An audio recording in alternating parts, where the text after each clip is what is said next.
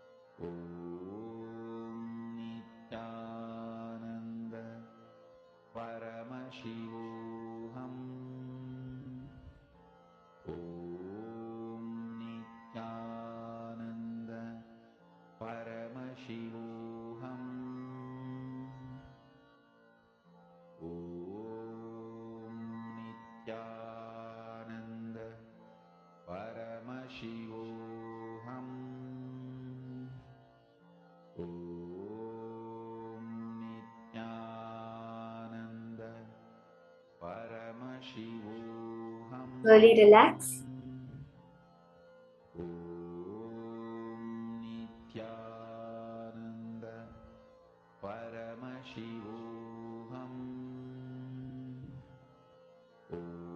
Open your eyes and check on the weather.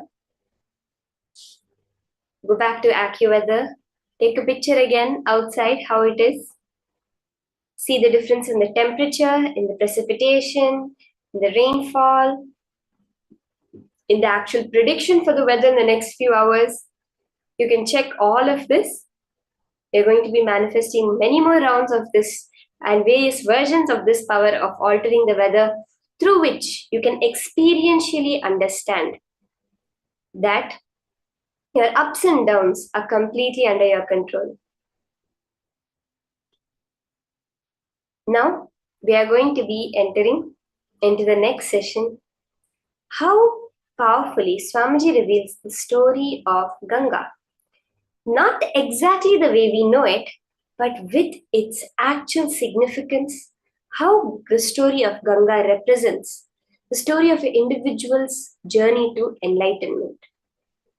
And how, by experiencing that space of Ganga, we can experience the ultimate enlightenment. Let us now listen to these powerful cognitions on the life story of Ganga from Swamiji.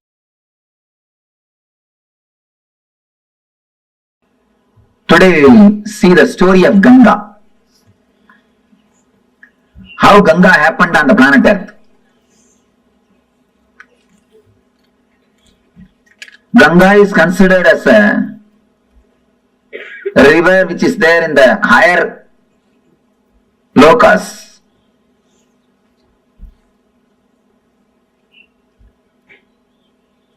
It was there with the Kamandalu of Brahma.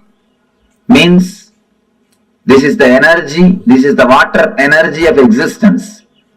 Brahma means a creator, the energy which creates the whole existence. You see Brahma, you can see four things with him. One is the Kamandalu, means the water energy. Another one is the palm leaves, Veda, knowledge, wisdom. And Akshamala means Japamala. Akshamala represents the vibrations, sounds. Through all these things, and then the swan will be there. Hamsavagana. The swan, Hamsa represents continuous meditation. Hamsa means continuously meditating.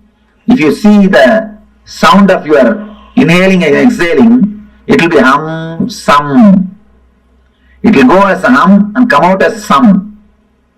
When they say hum, sum, they mean continuous awareness. Creator has to be with continuous awareness. Only with awareness you can create. Creativity and awareness is directly connected. That is why Brahma is described with Akshamala, means vibrations. Pustaka means the knowledge, Vedas. And the Kamandalu, water energy. And Hamsam, awareness. Man who has reached the ultimate awareness, the Parama awareness, is Paramahamsa. Hamsam means awareness. Man who has reached the ultimate awareness is Paramahamsa. Ganga is the water energy of Brahma. She was there in his Kamandalu. I will describe the scene how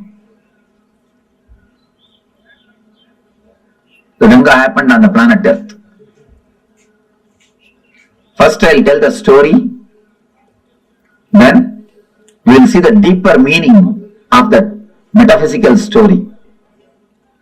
There was a king called Bhagirath. For some reason, his forefathers have been cursed by some rishi and they all died. They have been burnt, reduced to ashes. All their ghosts are living there, struggling, suffering. They are not liberated. So they beg Bhagirath to help him some way. Bhagirath decides, I have to do something and liberate. He starts meditating, doing penance, doing tapasya towards Brahma. Brahma appears and gives darshan. And he says, yes, I can send the Ganga to the planet Earth, no problem. But be very clear, can planet Earth hold the Ganga's speed? Can planet Earth sustain the force of Ganga? First, do something for that.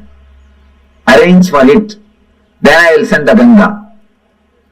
Then again he starts doing penance, doing tapasya.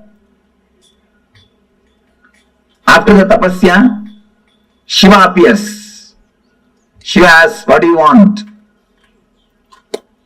Then Bhagirath says, now Brahma accepts to send the Ganga to planet Earth. But he says the whole planet Earth will be washed away. Planet Earth cannot withstand the speed of Ganga. Please do something. You have to protect us. You have to take care of us. Shiva says, all right, I will take care. Don't worry. Tell Brahma to send Ganga. I will take care. He gives the assurance. Then again he meditates towards the Brahma. Now Brahma appears and says, I am ready to send, but Devatas are not ready to depart with Ganga. Devatas wants Ganga to be there.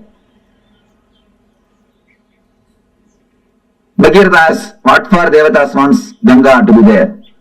No, they have to take bath in Ganga every day. It is their life source. Ganga is not simple water, it is an energy. By bathing in that only, every day they rejuvenate their body and mind. And anybody takes bath in Ganga every day, naturally their body and mind will be rejuvenated. That is why in this hilly area, no medical facilities, practically nothing. But see how many millions of people are living happily. Happily, they are living. Ganga is the mother. who is protecting everybody. So the Brahma says they have to take bath every day. Then Bhagirath says, all right, I'll arrange all the facilities for devatas to stay in the planet Earth. Just on the banks of Ganga, I'll create cities where all gods and goddesses can live and have bath every day and have their regular routine as they have in the other loka, as they have in the Brahma loka. Brahma says, if that is the case, then I agree. Go ahead and do it. Then he comes and does tapasya towards Himachala, the Hima hills, Hema Parvata, the Himaraj, who is the father-in-law of Shiva. He does tapasya towards the Himaraja. Himaraja appears and asks, what do you want? I want you to be the host for Mother Ganga. I want you to be the host for Mother Ganga. And you are the person in whom I can create a city for all the devatas. And only from you, the Ganga can flow. You are the only person who can be base for Ganga. Then she goes and tells Himaraja, host her. Himaraja accepts that Himaraja will host her. Then Bhagirath starts building the whole city throughout the route in which Ganga is supposed to travel. He meditates on every hill and takes permission. He prays to every hill. Every hill says, yes, I will give the way for Ganga. So all the whole route is cleared. Then he goes and prays to Kalabhairava, who is the in charge of city Varanasi. Kalabhairava is the in charge of Varanasi city. He meditates towards Kalabhairava. Kalabhairava appears and says, what do you want? I wanted, please give us the way for Ganga. You should receive Ganga and give us the way. Kalabhairava says, surely I will give, don't worry. But this is such a holy city. Tell Ganga to take go protection of the city and go. Suddenly, Brahma comes up with the next problem. You meditated and propitiated all the devatas except Vishnu.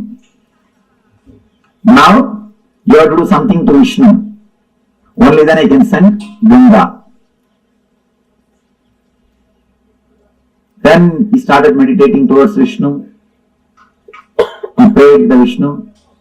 With tapasya, Vishnu appeared. What do you want? I wanted the Ganga to come down to the planet Earth. Unless you agree, unless you give blessings, it will not be possible. Please bless me. Krishna says, all right. I bless you. Ganga will come to the planet Earth. She will come just out of my feet. And he blesses. The Ganga will come out of his feet. Then he says a beautiful one more word. Whomsoever has realized the Vishnumaya means the universal consciousness. Whatever water comes out of their feet will be Ganga. Whomsoever has realized the Vishnumayam Jagat, whomsoever has realized me, from their feet, whatever water comes out will be Ganga. From this word only the tradition of Pada Puja starts. Pada Puja of enlightened masters starts from this tradition. Vishnu says, whomsoever has realized the Vishnumayam Jagat, Sarvam Vishnumayam Jagat, from their feet Ganga will flow. From their feet Ganga will flow. Then now he again meditates towards Brahma. Brahma appears with all his glory and compassion, blesses the Bhagavata, then he prays to Ganga. Then he does tapasya towards Ganga, meditates and and invites the Ganga mother, Ganga with all compassion, not only compassion, the wild energy. She just comes out of the Brahma's Kamandalu with all the power. She straight away started moving towards the planet Earth. The moment she came out of the Kamandalu and started moving towards the planet Earth, all the 14 worlds are shaken. All the devatas, all the rishis, all the munis simply escaped from their planet Earth and ran away because they got frightened. The Pralaya is going to happen. Means the end of the world has come. Such a power, they simply ran away from their world. They escaped. And appears Shiva. Shiva beautifully appears and puts his head in between the Ganga. She straight away lands into Shiva's head, into the matted lock. The next thing, she gets locked in the hair itself. She is black.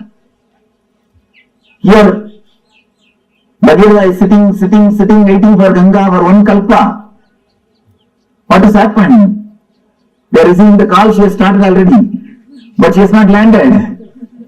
Already she has started, but she has not landed here. What happened?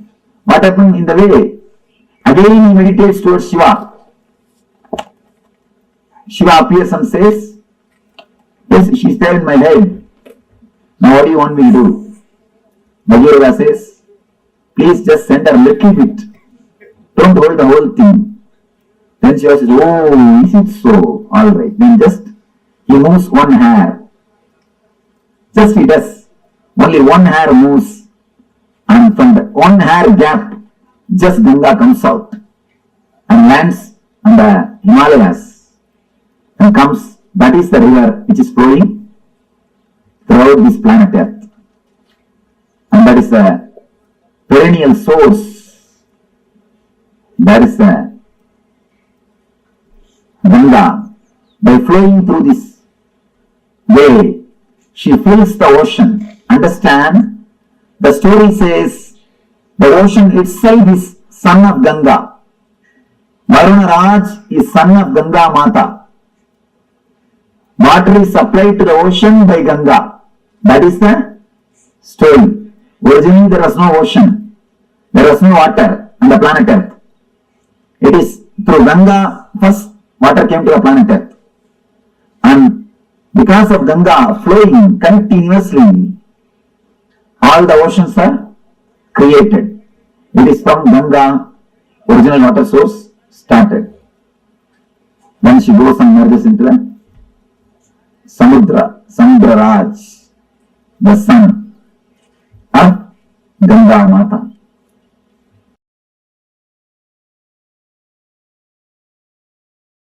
Ganga is a river of knowledge, a river of enlightenment. There are some slokas which says just by drinking the Ganga water you can get enlightened. With all my integrity and authenticity, I can vouch with my integrity and authenticity. Just by living around Ganga and drinking the Ganga water every day, even remembering the Ganga's sacredness, one can become enlightened. Because it's such a powerful technique, powerful method, powerful process. Ganga heals all the violence we carry.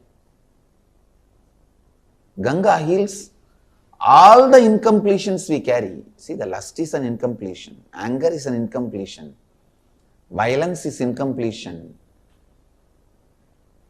All the incompletions we carry, Ganga can purify.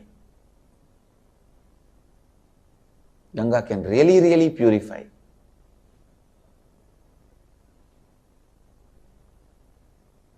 I used to sit in the banks of Ganga, just seeing. I have realized the oneness with Ganga. How the things float on the waters of Ganga does not pollute Ganga. Same way I have seen The thoughts and incompletions floating in my inner space does not make my inner space polluted. It does not touch my inner space. When you understand your incompletions are not powerful enough to make your inner space incomplete, you become eternally complete. I can say that experience I received from Ganga, on the banks of Ganga. It heals, and brings love. I tell you, Ganga can complete any lower occurrence you have. I can give this as an authentic spiritual practice. Actually, just for this, I wanted to create a ashram in the banks of Ganga. Anybody in the planet Earth has some incompletions that they are not able to complete, strong incompletions. Just come and spend time in the banks of Ganga, drinking Ganga water, eating the food cooked in Ganga water. Whenever you find time, morning and evening, sit in the lap of Ganga, sleep in the breeze of Ganga. I tell you, with all my integrity and authenticity, Ganga will complete you. Because even the people who are dead, their incompletions, curses given to them, their incompletions, she has completed. And you are alive. She can enter into your muscle memory, bioenergy, and complete you. Do pranayama in the banks of Ganga. That Ganga prana will go inside. Eat the food cooked in the Ganga water. Drink Ganga water. Live in the banks of Ganga. Sit in the banks of Ganga and meditate. Sleep in the banks of Ganga. In her breeze. Enjoy the weather in the banks of Ganga. I tell you, she can complete you. That is why many sadhus who live here, even if they don't do any spiritual practice, they will be liberated. They will become a Jivan Muktas. Just because of Ganga's power to complete. She is here to complete. The tradition says sadhana done in the Ganga's bank brings thousands of times more result. It's true.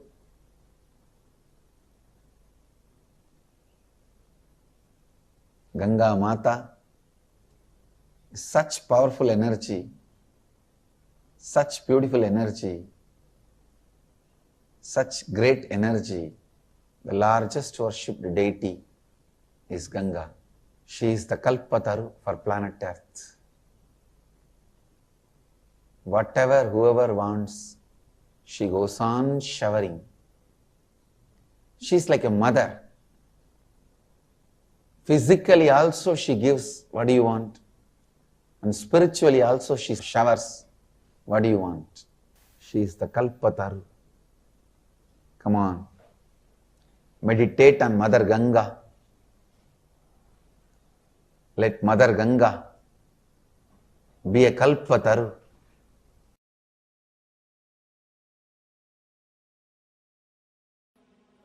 Now you will understand the whole story of Ganga from the dimension of a spiritual enlightenment. Actually, the whole story is metaphysical expression of Bhagirada's enlightenment. The whole story is the metaphysical expression of Bhagirada's enlightenment.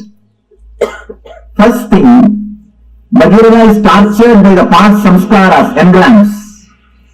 That is the elders who are not liberated, who are still there hanging around him. He is continuously tortured by the past samskaras, engrams. So he does tapasya towards the creator of the whole universe. Continuously meditates. He wants the knowledge, the energy to be flooded on him so that all the engrams will be washed away. All the engrams will be destroyed. And one more important thing, Ganga came, she washed all the ashes of Bhagirada's forefathers and liberated all of them and gave ultimate enlightenment to Bhagirada, and she is here, liberating people. So he is meditating towards the creator, the divine energy, so that the energy can be flooded on him. The Shakti can happen to him. All the engrams will be washed away. He will be liberated, enlightened. The first darshan of creator is what I call first experience, Satori. Understand, why do you think Brahma is described with a forehead? Don't think four heads are there. He can see complete 360 degree. The first experience is what is described as Brahma. A man who gets the experience of seeing complete 360 degree is what we call Brahman. He has achieved Brahma. He has achieved the Brahman consciousness. Whosoever gets the experience of seeing this side 360 degree and this side 360 degree achieves the Brahman consciousness. Bhagirada achieves Satori, first experience, glimpse. Then the Brahma says, enlightenment can happen to you, but be very clear, will your body stand? Prepare your body and mind. Will it be able to stand, sustain? Prepare it. Then it will happen forever. Prepare yourself. Create the maturity so that the energy can be with you forever. Then Bhagirada starts his tapas. Bhagirada starts his tapas. All the energy centers is awakening and preparing all the energy centers to receive the energy and to sustain it, to radiate it. If you don't prepare the planet Earth and call the Ganga, it will not be blessing, it will be a curse. It will destroy the planet Earth and the other worlds. So unless you prepare your whole body mind, enlightenment cannot happen. You need complete preparation. Satori can happen. You need complete preparation. Now he meditates towards the Guru who will guide, who will hold the energy and give you how much you wanted. He is the Shiva. He meditates on the Guru, Shiva, and asks, Master, when I have the experience, see my maturity and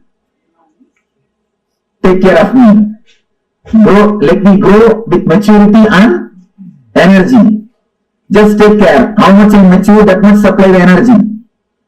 Please let you be the safety valve. Let you be the dam. Then appears Guru, says, I'll take care, don't worry. Then, once everything is ready, he has to prepare the base for the energy to land, is Anandaganda Chakra. Anandaganda is the base on which directly the Ganga can land. Ganga can descend. So he creates all the 7 cities, 7 chakras. He clears the roots, opens all the chakras, makes himself mature. So that when energy descends on him, when enlightenment happens on him, it can stay on him and help the whole world. It will be a blessing for him and to the whole world. He continues to do tapasya. He propitiates all the devatas, means the devatas who are residing in every chakra. Then comes Kala Bhairava, in charge of Varanasi Swadhisthana Chakra. And he asks, please give me the way for Ganga. Kalbhairava says, surely I'll give, but tell her she should go round. She should be around me. She should be in me. That is why Swadhisthana, energy is installed in Swadhisthana. Energy is installed in Swadhisthana. It is Swadhisthana where the self is established. Himalayas is Anandagandha. Varanasi is Swadhisthana, where the energy is installed, where the whole energy takes a turn, where whole energy takes a turn. He propitiates all the devatas, prepares the whole thing, then intensely starts meditating, calls the Ganga.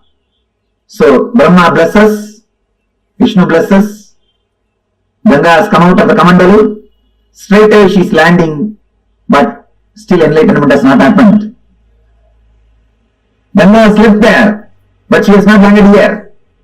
Whatever can be done, all the tapas is done. Everything is done. Whatever meditations can be done, whatever tapas can be done, whatever study can be done, everything is done. Enough. Now Ganga is not happening. He just relaxes, dropping all the efforts. Enough now. Nothing can be done. What to do? Nothing can be done.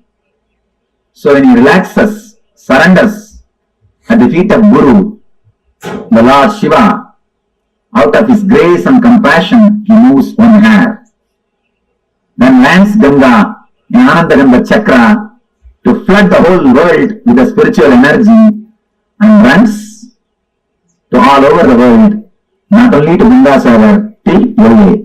And moves all over the world and blessing the whole world, giving the Yuga Suva and Parasuva. Not only washing the environs of Bhagirata, blessing the whole planet Earth, whole universe, by radiating the divine energy, by radiating the spiritual energy, by radiating Ananda Shakti.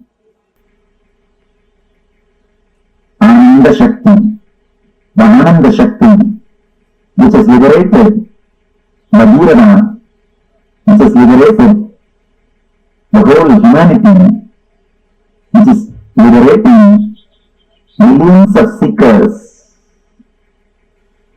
The Guru's grace, Ananda Shakti, let it liberate all of you. Let it flow in all of you. Let it be in all of you. Let it purify all of you. Let it radiate in all your beings. Let you all become channels of Ananda Ganga. Let you all become Ananda Shakti.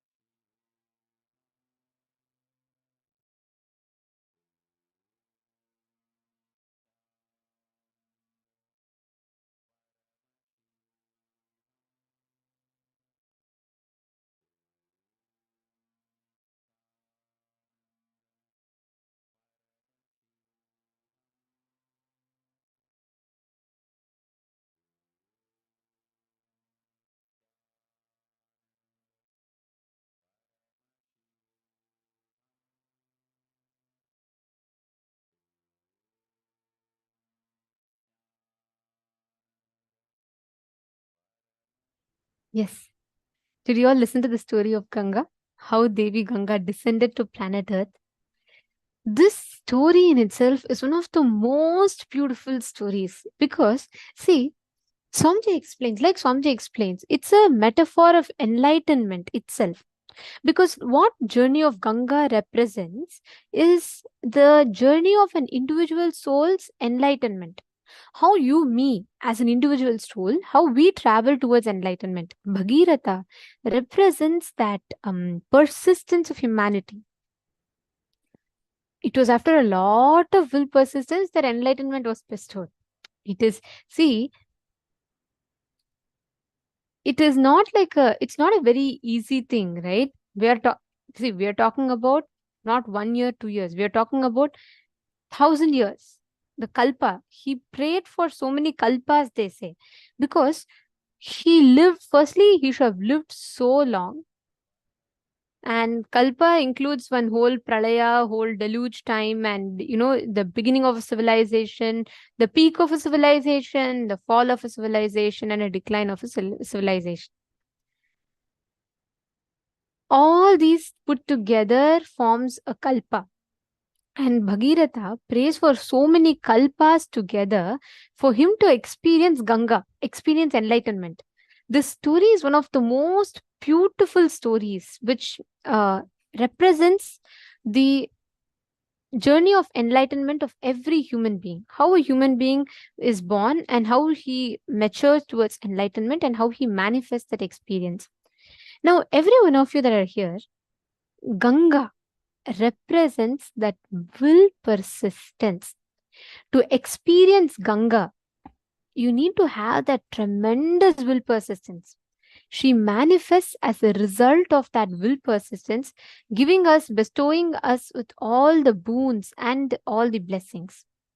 You're understanding? Okay, now let us all do a very quick exercise to understand, to experientially manifest the same space that Devi Ganga represents. When you start doing the same thing with realizing that your incompletions are not powerful enough to make your inner space incomplete. Ganga represents that ever-flowing completion, Jnana Ganga. Ganga represents that ever-flowing completion.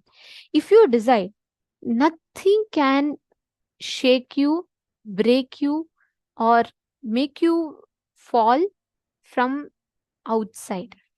Because everything that you see as an external reality, all the things that you see outside, whatever reality it is not powerful enough to influence your inner space.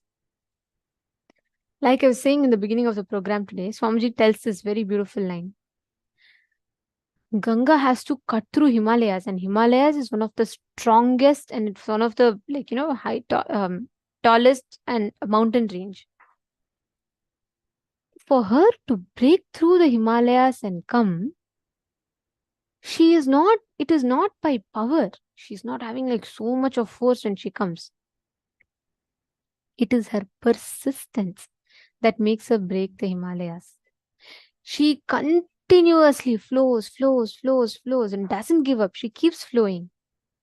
That is the representation of will persistence. Ganga is a river of knowledge. She is the river of enlightenment. There are a lot of beautiful stories, Puranas and shlokas in Hinduism, which tells just by drinking Ganga water, you can get enlightened. That is why she is known as, she is given the status of a goddess, Devi Ganga. And Ganga, Swamiji tells, is the embodiment of completion. She completes you because even the people who are dead, their incompletions, lower occurrences, their incompletions, she has completed. And you are alive. She can complete you even more. She can enter your muscle memory, bioenergy itself and complete you. That is Devi Ganga. She represents, she embodies that ultimate divine manifestation. Actually, Swamiji, right? There's a very beautiful happening from Swamiji's life. I'll share this with you all. So do you all know that Swamiji went for the 9 years of Parivrajaka? Most of you, everyone here is aware. I'll tell you one very interesting story from that happening. So this was around towards the end of Swamiji's Parivrajaka Yatra, okay? And Swamiji had traveled, he'd wandered the length and breadth, and Swamiji went to the Narmada river in Omkareshwar. And these rivers are all, the source is Ganga, Devi Ganga. And from there only the Sapta Sindhu, the 7 sacred rivers of Hinduism happen. So Ganga, Yamuna and Saraswati, these are the few main rivers. And the source of the water itself is Devi Ganga as per the Puranas.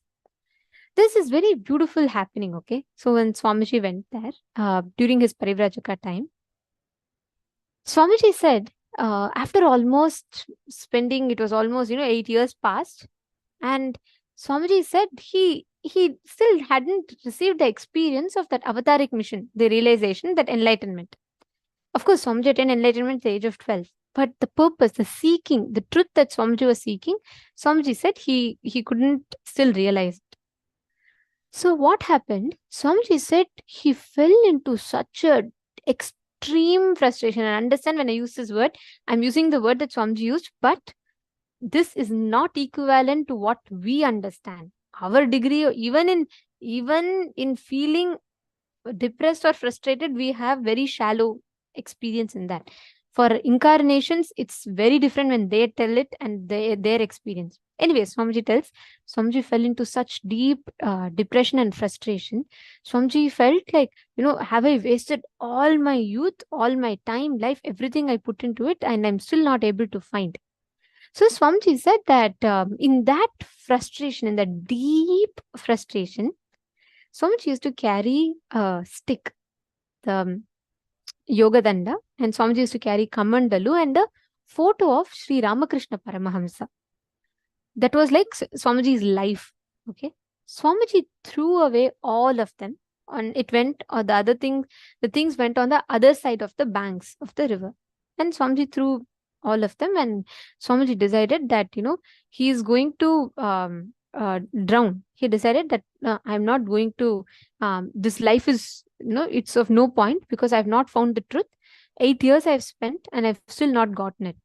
Swamiji told it is not the way we understand when I use the word depression or frustration, because what Swamiji explained is completely different. Swamiji said it was such a deep thing.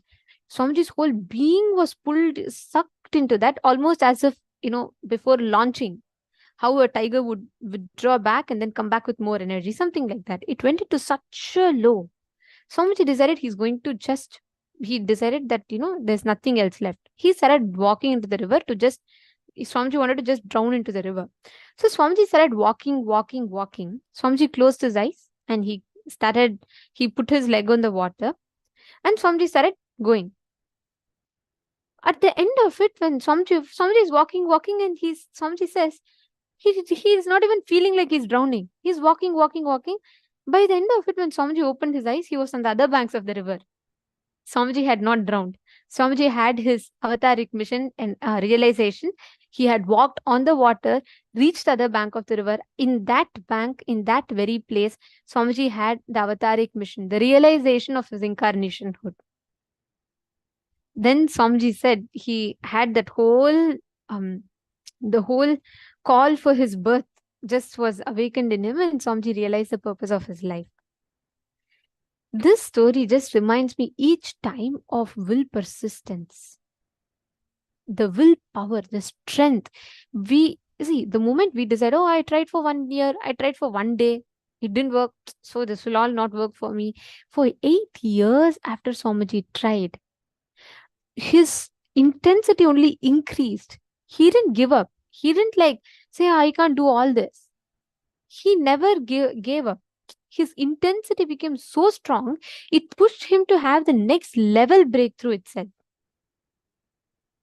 That is the power of persistence. That is the power of what Swamiji represents, that space of incarnation, just that way. If you just sit and if you decide, I will manifest this same space in me. Ganga will open up inside you. Just sit, meditate on this truth. Meditate on the truth what Devi Ganga represents. Meditate on what Ganga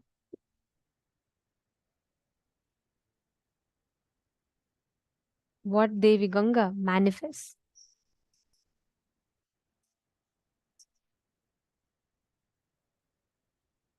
Sit straight. We are now going to be playing some oneness capsules where Swamiji himself is sitting in the banks of Ganga.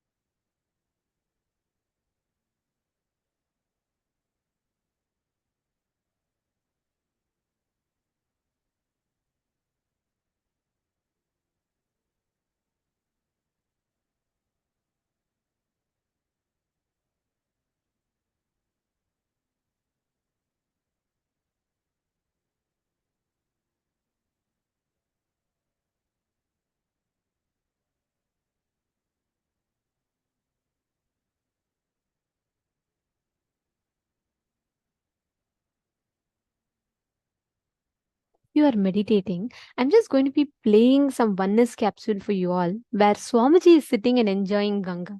Just watch, just see and enjoy that space. How Swamiji sits and enjoys that whole beauty of Mother Ganga. Just sit and connect to it. Connect to Swamiji. You will instantly experience Ganga opening up in your inner space.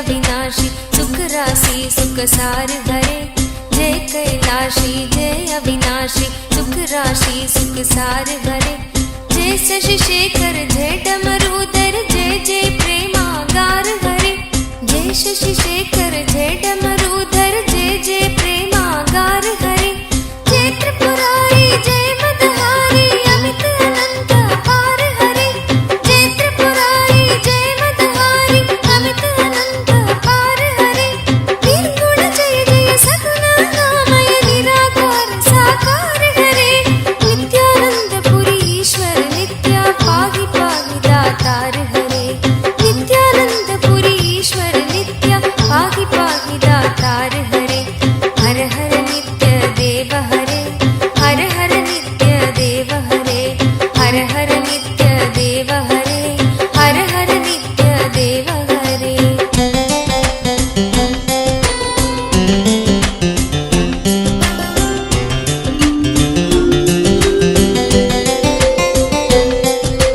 नित्य रामेश्वर नित्य नागेश्वर वैद्यनाथ केदार हरे नित्य रामेश्वर नित्य नागेश्वर वैद्यनाथ केदार हरे मल्लिकार्जुन सोमनाथ नित्य महाकाल ओंकार हरे मल्लिकार्जुन सोमनाथ नित्य महाकाल ओंकार हरे त्रयंबकेश्वर नित्य गुष्मेश्वर भीमेश्वर जगतार हरे त्रयंबकेश्वर नित्य घुष्मेश्वर भीमेश्वर जगतार हरे काशीपति श्री विश्वनाथ जय मंगलमय अघहार हरे काशीपति श्री विश्वनाथ जय मंगलमय अघहार हरे नीलकंठ जय भूतनाथ नित्य मृत्युंजय अविकार हरे नित्यानंद पुरी ईश्वर नित्य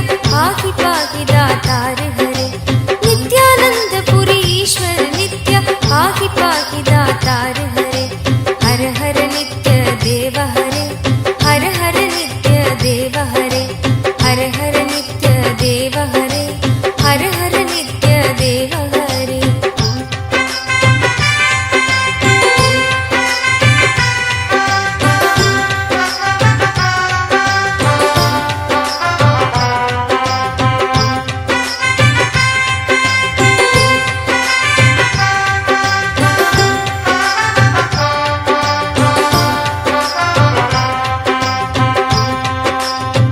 नित्य महेश जय नित्य भवेश जय आदिदेव नित्यानंद विभो नित्य महेश जय नित्य भवेश जय आदिदेव नित्यानंद विभो किस मुख से है गुणतीत प्रभु तव अपार गुण वर्णन हो किस मुख से है गुणतीत प्रभु तव अपार गुण वर्णन हो नित्य भव कारक तारक हारक पातक दारक नित्य शंभो नित्य भव कारक तारक हारक पातक दारक नित्य शंभो दीन दुख हर सर्व सुखावर प्रेम सुधाधर दया करो दीन दुख हर सर्व सुखावर प्रेम सुधाधर दया करो पार लगा दो भव सागर से बनकर करुणाधार हरे नित्यानंद पुरी ईश्वर नित्य पाहि पाहि दातार हरे नित्यानंद पुरी ईश्वर नित्य पाहि पाहि दातार हरे हर हर नित्य देव हरे हर हर नित्य देव हरे हर हर नित्य देव हरे हर हर नित्य देव हरे जय मन भावन जय अति पावन शोक नशावन नित्य शंभो जय मन भावन जय अति पावन शोक नशावन नित्य शंभो विपद विदारण अदम उबारण सत्य सनातन नित्य शंभो विपद विदारण अधम उबारण सत्य सनातन नित्य शंभो सहज वचन कर जलज नयन वर धवल वरण तन नित्य शंभो सहज वचन हर जलज नयन वर धवल वरण तन नित्य शंभो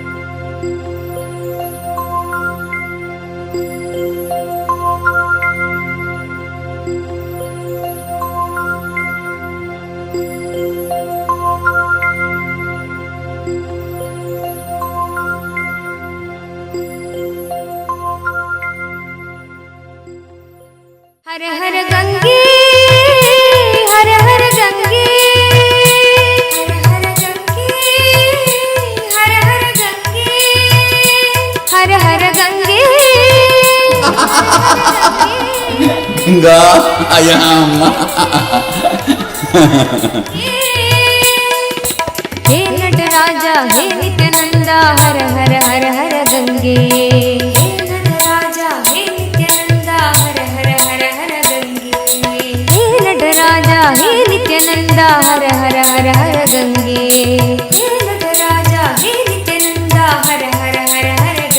हर हर गंगे हर हर गंगे हर हर Gange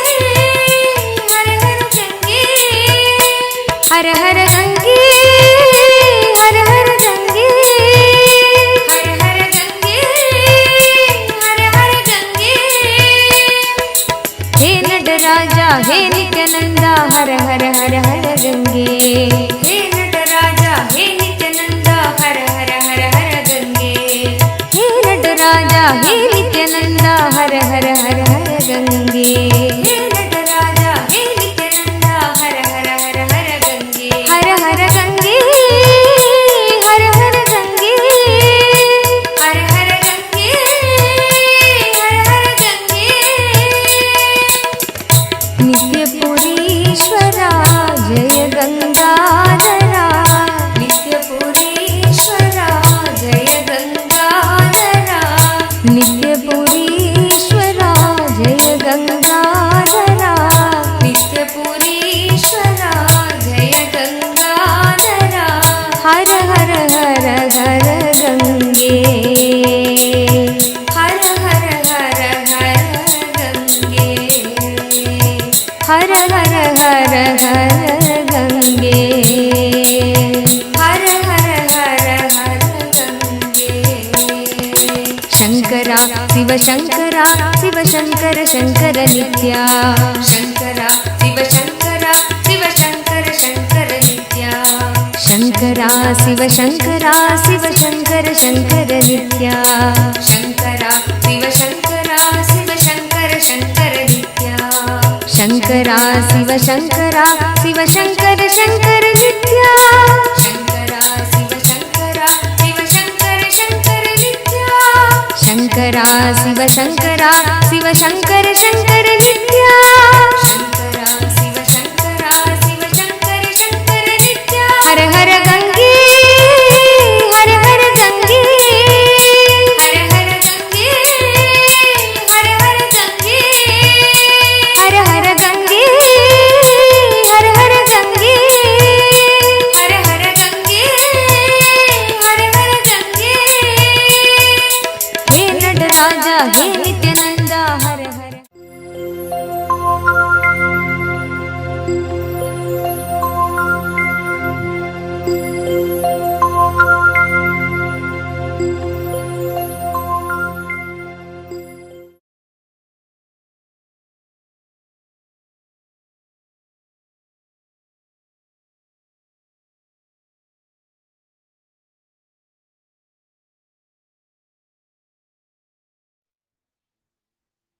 Now, let's go into the power manifestation session.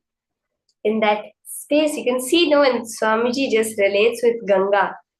It's the way Swamiji says, when I relate with each and every one of you, it's that same way I relate with the mountains, Ganga, with Himalayas, with Arunachala, that feeling that living presence, which is what Hinduism is all about. We recognize each and every entity of the cosmos as a devata, as a living being. Now also, when we are manifesting this power over the Vatavarana, it is oneness with the Vatavarana. Then we know that it is not something random happening. There is a higher intelligence functioning all of it. Then we just automatically start manifesting all the powers. So are we all ready? Again, now we're going to be manifesting the power of altering the weather. You can choose a particular place. This time I would suggest everyone call a friend. Okay? All of you are going to reach out to a friend and you're going to change the weather in the location that your friend is in.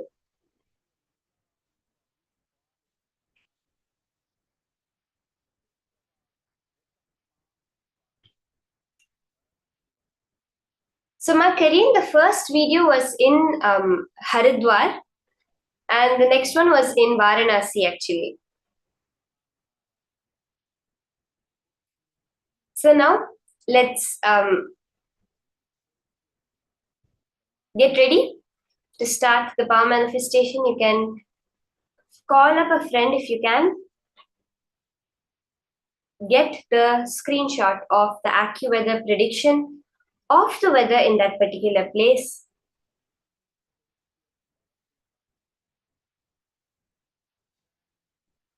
And get a picture from outside.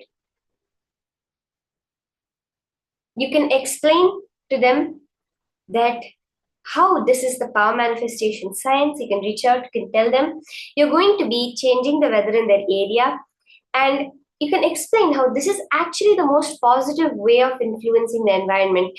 Through our disconnect with nature, we have committed so much of atrocities against the environment, pollution, global warming. We hear all about these things. But when you connect in the space of oneness, that is when the transformation happens. Now, all of us sit intensely connect to Mata Ganga, to Ganga Maya, the Mother Ganga, who is the source in the cradle of Ganga and Saraswati civilization. The whole Hinduism flowered, blossomed. Connect intensely to Ganga. You'll experience that completion space in your inner space. Knowing that all the ups and downs have no relevance, and you'll just manifest this power. So let's all sit. Sit with your head, neck, and spine in a straight line. Chant the Mahavakya, knowing that you are Paramashiva. You're the vast etheric space. You're beyond anything that is there. You're that space of Kaivalya, aloneness, because any other being in this universe is only you. Whatever we are seeing as nature, Prakriti, you are a manifestation of that only. And from that space, just make the will for the weather to change. Chant Mahavakya. Connect intensely to Swamiji.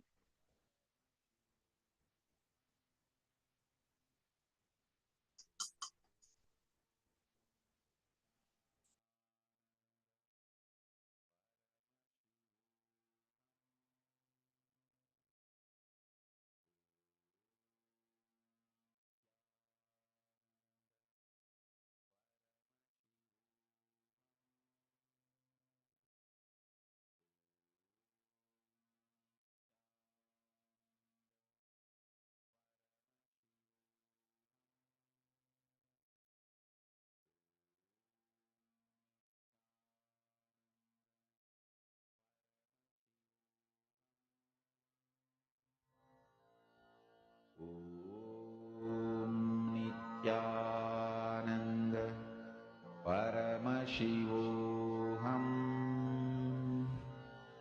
Om Nithyananda Paramashivoham. Om Nithyananda Paramashivoham. Om Nithyananda Paramashivoham. Om Nithyananda Paramashivoham. Om Nithyananda Paramashivoham. Om Nithyananda Paramashivoham. Om Nithyananda Paramashivoham. Om Nithyananda Paramashivoham.